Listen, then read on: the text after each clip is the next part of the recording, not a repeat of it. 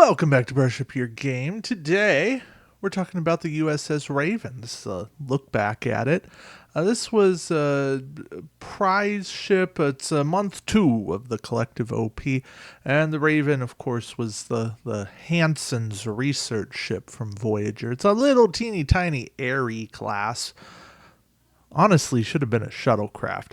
Probably a decent model for a runabout. Though a runabout would probably have more firepower, a little bit more everything here. This ship has an evade, a scan, no battle station, no target lock, basically no offensive weapon capability whatsoever, and has a crew slot and double tech.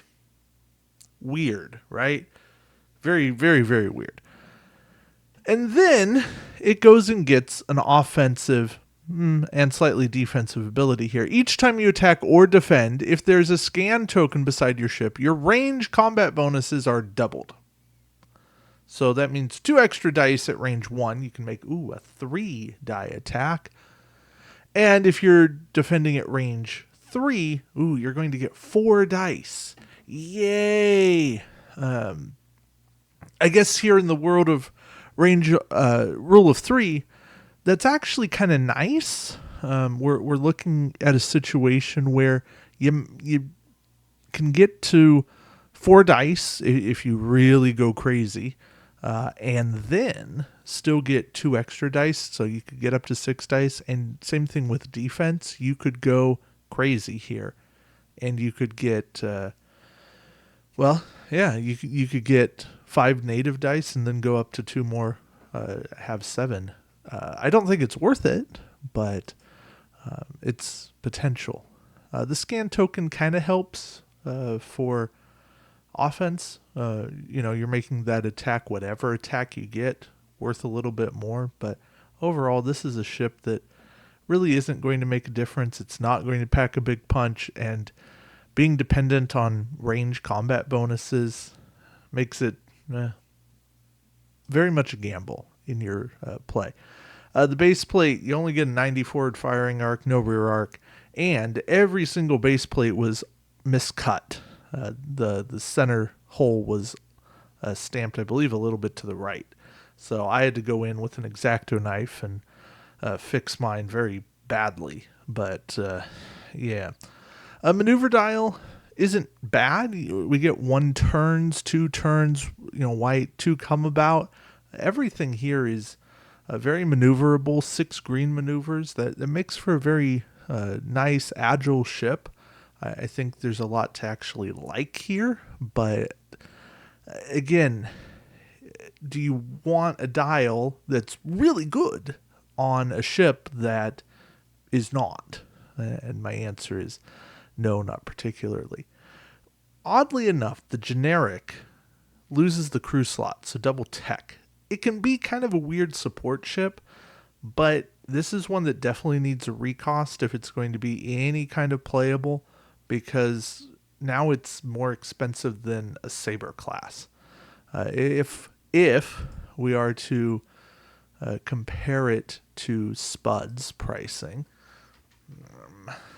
I think Spuds has this down at like 10, but I need to be sure.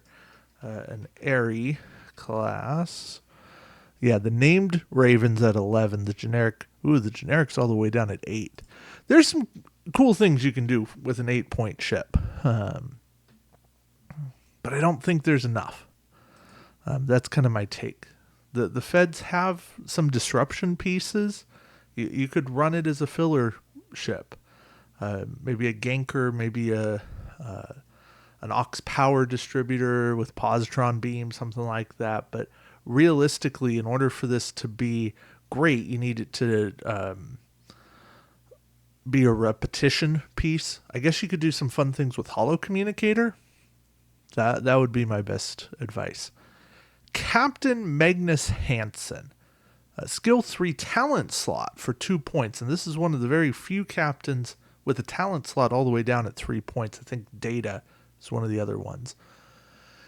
During the modified defense dice of the combat phase, you may spend a scan token to add 1 additional evade result to your defense roll. Now, this would be a really good ability on a high skill captain. Being able to shoot first and then have your scan left over to then spend it as an evade, that would be cool. On a low skill captain, not so much. I suppose in mission play, where you're up against captains that, or you're up against a fleet that might have some skill 1 captains.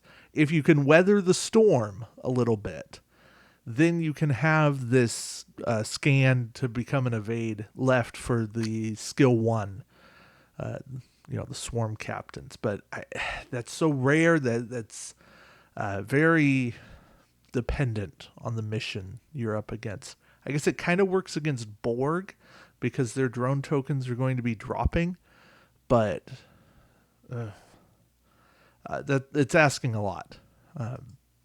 I'm not a big fan of Magnus Hansen. You've probably seen my top 15 independent captains, and he was nowhere near the consideration for that list. All right. A talent 2-point research mission. Not unique, should mention that. During the roll defense die step of the combat phase, you may disable this card to roll +1 defense die. Wow. This really does not pass the is it better than evade test. Because you have 3/8 of a chance. You have 37.5% chance to evade with this. I will never take the action to re-enable this card because I should just evade, right? There's nothing here that says, oh, yeah, this action is good, or re-enabling for this card is good. Now, one time, I suppose, but my goodness, even at 2 points, this card is just flat out bad. It's not worth it. So please don't run it. Multi-adaptive shields, on the other hand. Now this is a solid tech, even today. This upgrade only functions while you have active shields. Each time you defend, roll +1 defense die. When defending, you roll your full defense dice in spite of the presence of an enemy ship's scan token. Vulcans, hello, they're running lots of scan tokens. Ships are coming with multi-scanning to combat cloaking. This card is your counterplay. In addition, you roll your full defense against minefield tokens. Cloaked mine counters, yeah. This upgrade may only be purchased for a Federation ship. That's the drawback, and it's unique, right? Only one ship gets this card. But you figure out what ship is going to be very important, what ship needs to have the defenses. Yeah. Scanning's still not my favorite, but it's becoming a bigger play, and the more you can do to have at least a little something to counter it is it's going to help you. So multi-adaptive shields, definitely worth considering. Reinforce structural integrity. Each time your ship takes damage, place one of the damage cards that your ship receives beneath this card. All excess damage affects the ship as normal. You cannot place critical damage cards beneath this card. Once there are 3 damage cards beneath this card, discard this upgrade and all cards beneath it. So this ability is kind of interesting, right? You're essentially reducing each shot, each attack by 1 damage. So if you can take little pot shots, little swarm hits, that's good. Here's the problem. It costs +5 points for any ship other than the Raven. I think Reinforced Structural Integrity could have easily gone on the Defiant class. I think it should have been Airy class. I think you could have also put it on a few other ships, and it would have worked thematically. So, yeah. Plus 5 points, touch pricey. Especially with not being able to put critical damage down there. I can understand it, but this needed to do a little something more. Maybe it was also something in the vein of ablative hull armor where it flipped crits down, or at least prevented a certain type of crit. Maybe it prevented minor explosions or direct hits. I don't know. It could have prevented something like that. All right, and then we have the last card in this pack, Erin Hansen. She is a 3-point crew. During the planning phase, after all ships have chosen their maneuvers, you may discard this card to target one enemy ship at range 1 to 3 and look at that ship's chosen maneuver. You may then change your maneuver. The target ship cannot change its maneuver after you look at it, which makes sense. I'm okay with the ability. I don't love the ability. I think there's some extra play if you have additional maneuvering. Twilight's Wrath, the Talon, Admiral Forest. There are lots of abilities in the game where you can have bonus moves that take place at lower skills than a high skill opponent. That's what you want to do. That's how you can leverage Erin Hansen here to provide a good effect. If you are using her just to say, "Oh, what you doing?" and you don't really have a good purpose, not the best. Now, I will say, if you're trying to chase down a ship and they're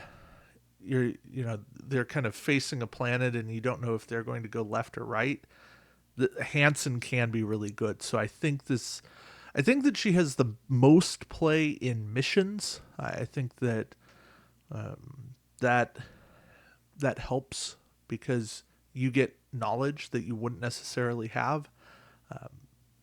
But in terms of the overall competitive play, I'm never truly a fan of abilities like this. I like maneuver control more than just maneuver knowledge. So yeah, overall, my take: the pack's okay. Multi-adaptive shield's good, not amazing, but I think it has good potential to make a comeback here. I wish it wasn't unique, but sadly it is. Other than that, though, the pack's a miss. So don't spend a ton of money chasing it down. That's my best advice. All right. Thank you all for watching. Till next time, keep brushing up your game. Take care.